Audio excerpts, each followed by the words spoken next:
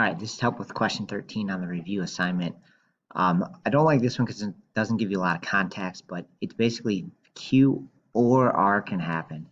So generally what that means, if either this one or this one can happen, then the chances of either one of them happening is you just add them together. So here I would just do 1/6 plus 2/3. All right, so the only trick on this is the formula actually for an OR is you add the probability of Q plus the probability of R, but then you have to minus their overlap. Okay, and so sometimes on these questions they say they're mutually exclusive, which means there is no overlap because they can't happen together. But on this question, it doesn't say anything about being mutually exclusive.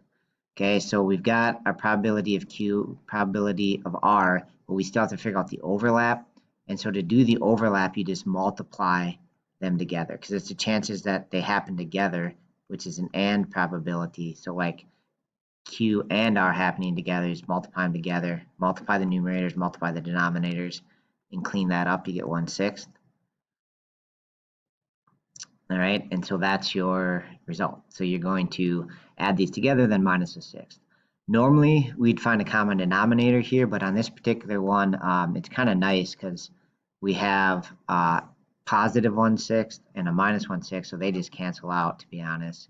And so we just get 2/3 chance as our probability, which, look at that, there's not an answer. So that's kind of interesting. So maybe this one should have been, this is actually kind of interesting. So this looks like a flawed question when I'm looking at it closer here. So my guess then is based on that is this should have said that these are mutually exclusive, right? Because if they're mutually exclusive, then there'd be no overlap.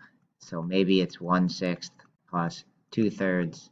So that would be 1/6 plus, if you made this into 6, multiply it by 2, you'd have 4/6. So that would give us 5/6.